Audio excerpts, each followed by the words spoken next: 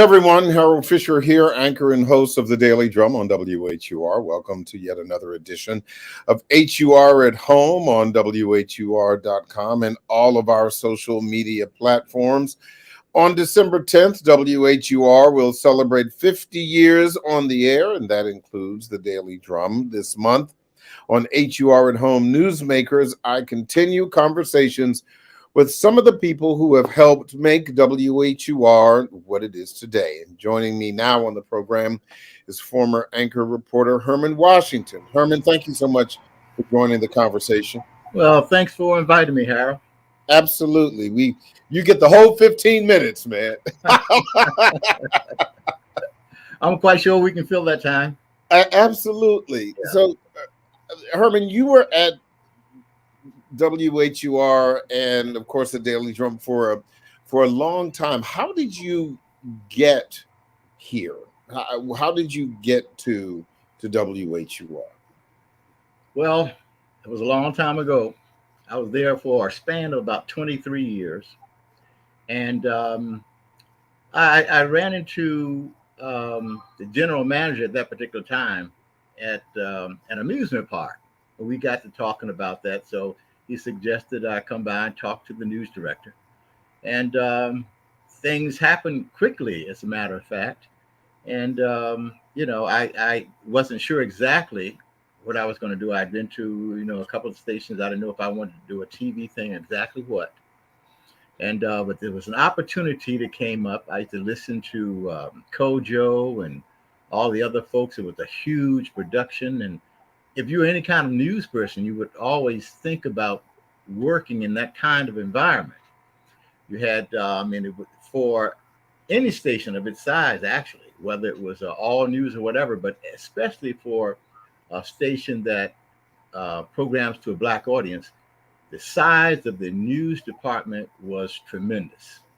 I mean, talking about editors, producers, we had beat reporters, Capitol Hill, Prince George's County, Montgomery County, D.C., and it was a huge undertaking for each broadcast. And to see everything put together like that and how it came out was pretty amazing.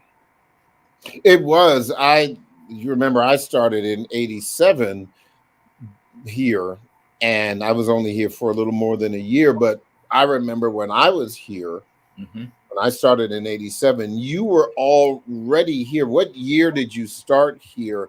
And what were some of your first duties when you did get here?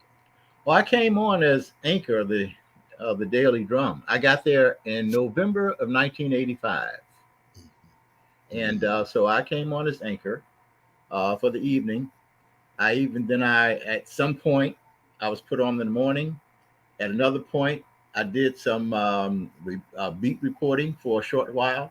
So I've done it all. And then when the staff was cut down when I first got there, we had a news hour. It started at 6 o'clock and went to 7. And we had, I did a national news. We had a local reporter did the local news. We had Glenn Harris doing sports. And then we had the insight segment for the last 20 minutes or so. And of course, we had a big insight with something really important. We cut everything down so we could start close to the bottom of the hour to get 30 minutes of it in. So it was very flexible on that end. What is the thing that you would say was most remarkable during the early years about news coverage here that you don't see anymore at all when it comes to Black news programming? Well, we had in-depth news coverage. We would hit it from several angles. We had a news editor, Bill Christian, who was a prolific writer, did a lot of research. And when it was given out and programmed, it was even though it was complicated issues sometimes, it was put in such terms and laid out in a way that when we were done, everybody understood what it was about, what had happened, and what to look forward in the future. So we leaned heavily on doing analysis, not just reporting some facts, what are the some of the stories that even to this day really stick with you, or as it relates to coverage, and what kind of personalities still stick with you, the people that you sat and spoke to? Wow, man, there were so many. The span of all these years, I did thousands of interviews, but I think the Mhm. one that really stood out for me was Harry Belafonte when he came by the station. And I told him, my couple of my favorite movies were Uptown Saturday Night, Let's Do It Again. So we were talking on the air, and I mentioned his character, Geechee Dan Buford. He said, "You remember that?" I said, "Hey, man, I told you it was my favorite movies." At one point, unless there was a movie filmed by blacks, about blacks from a black perspective, I wasn't interested in going to the movie to see it because I was hooked on that stuff. So, yeah, I said that was one interview that stood out for me. Another thing that there's some ups and downs, and I remember Derek McGinty was doing as a local beat reporter at that time, and I remember he did a story about people at a homeless shelter, and he did a story about two brothers. I think one might have been 11 or 12, another might have been 6 or 7. An older brother was taking care of the younger brother, and he explained how he fed his brother, with potato chips, soda, stuff like that. That was such a heart wrenching story. It has stayed with me since that time. And we covered things like that. And what was really good about it, WHUR's audience was always an audience that was involved. Yeah. No matter what topic you talked about, there were some people in the audience who could add something to the conversation. They understood what was going on. Their questions were precise. They would come up with questions I didn't even think about asking. So it was always easy to do because there was a certain flow that we had when we did stuff like that. So those are some of the things that really stuck with me. One of the things that I remember from that time, even though I didn't, cover it, but I remember the Carl Rowan shooting incident. Mhm. The columnist, he was again a very prolific columnist, the black columnist, and he was always above and a part of things. He was never the story. Mhm. And I remember when he became the story, and how difficult it was kind of covering, how difficult it was, covering that. Of course, covering, the Marion Barry days, Oh yeah. covering, Marion Barry, and the politics of that time are so very different now. We often think about how even back then we would think about how Republicans and Democrats were so adversarial back then, but nothing compared to Compared the to way the they day, are now. yeah, yeah. Yeah. Yeah. I since you brought that up, one of the stories I remember too was the we had the DC sniper, Yeah. and people were afraid to. I mean, it's kind of a reverse because the sniping was going on in the suburbs. Everybody felt safe about gassing up in the city, and Hmm. so they joked about how they would be filling up the tank by hiding behind the cars and that sort of thing. And there was one group of people who were meeting here in DC. Something they were from out of town, and one guy was leaving the group, and he said, uh, "I got to watch out for the sniper. I don't know where I'm going to get my gas." And that evening, he became one of the victims of the sniper. Hmm. And then there was a woman, a police woman, I think was at a Heckingers or something in Virginia. She was shot. So all these things are going on. People were on edge. I remember when it first happened. It was a shooting at a shopping center in Montgomery County. Somebody was just sitting on a bench, you know, Yeah. and you thought it was a one-time thing, but it kept happening. And then when a child was shot, and of Hmm. course, we're talking about this at a time where the police chief at that time, Moose, who recently passed a Hmm. couple of days ago, He took it very personally.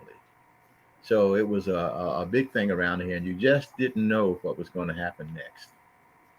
One of the other things that when you talk about some of the people who came through, because when I was there, I was really really young the first time. I mean, I was 23 years old, and which is probably one of the reasons why I'm not particularly starstruck now. But um, but you talk about people like Harry Belafonte, bigger than life. But I remember how many times did a a completely 100% healthy Jesse Jackson come come through the station? How many Yeah. times did you interview someone like that, or an Andrew Young Mhm. come through the station? Uh, One of the people that I remember, and I don't know whether it was someone you interviewed or maybe it was Derek McGinty, but you can tell me. And don't laugh. When Kim Fields, Tootie from Facts of Life came through, I was completely floored. I think I can match that story. I was floored when Bernadette Stennis came through from Good Times. Yeah, Yes. yeah, I was floored. And I because I think um you know we we were at that time, I think there was no, and I think that's still in a great many ways. um we didn't have, as a news organization, a local black broadcast news organization.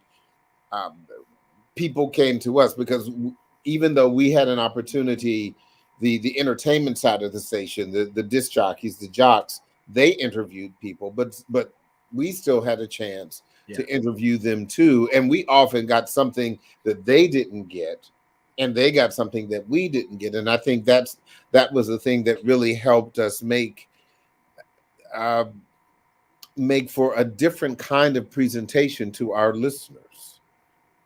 Yeah, I agree with that because things were done, as I explained earlier on. Things that were done were it was not just reporting. There was analysis. Things were explained, and we told people what could possibly come next. And like I said, we had the assistant news director at that time, and the editor was Bill Christian, well read, did a lot of research, and he put it in a package that made whoever was anchoring sound very smart, you know. Hmm. So that helped us out quite a bit. And I didn't know how long that I was going to do the drum because I wasn't sure what I wanted to do next. But as I settled in, I saw the importance of it. I saw certain things we could do with it. And even as we, followed the trend and the news team got smaller, we still found out ways to bring the same kind of product that we had before. Now, it did cut down from 1 hour to 30 minutes, but we made that work as well. We had, covering, like you said, the Marion Barry trial and that sort of thing. We just covered all. I don't think we missed too much, really. And I'm trying to decide if we were much into the breaking news story. I mean, we did do some of that, but it was based on what we planned to do.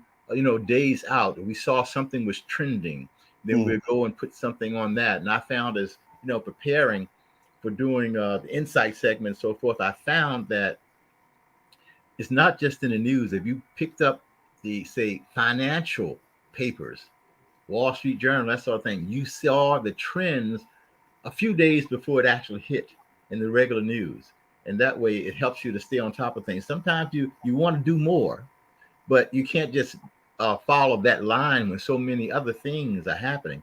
So you end up, hitting it here and making sure that you get back to it at a later time. Well, one of the things that I think we've still been able to do, even with the syndication and Sirius XM, we still have a great deal of flexibility to move on things. I remember, with, for example, the passing of Nelson Mandela and the loss of Michael Jackson and the death of Prince and other notable people that we've been able to keep up and utilize some of the tools that modern technology have allowed us to use.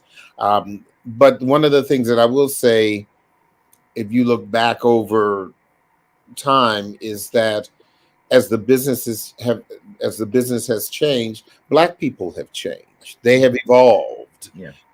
socially, economically, how they consume what they want to consume, and I think that's something that we still have to kind of keep up with. But my final question: what do you think is the legacy of WHUR News, the Daily Drum, moving forward? Wow. That's a good question, Harold. I was thinking about, when we talk about the legacy and things moving forward, so many people have come through WHUR's interns that have gone on to bigger things and well known. You have one who was Frederica Whitfield. Mm-hmm. You have Gus Johnson, who's doing sports college. I heard him the other day doing sports. I think he did the Ohio State Michigan game. And you had Kelly Lynn. So we're in Baltimore. So I think. And she's now at Channel 7. That's right. You're right about that. We have people like that. And as long as interns come through and they get the basic information and how we do things, how it's important, how we remember certain members of the community. I'm talking about not just politicians, but people who live there, people who are not doing as well. I think the legacy will continue in that manner. Well, Herman Washington, former anchor reporter with WHUR, The Daily Drum, thank you so much for spending some time with us. I really appreciate it. You're adding to this 50-year anniversary, and the legacy certainly lives on. I appreciate your time. And thanks for the invite, Harold. Good talking to you again. You too. Good health to you. Stay safe. All right, you too. That is it for this edition of HUR at Home Newsmakers. I'm Harold Fisher. As always, I'll see you on the radio.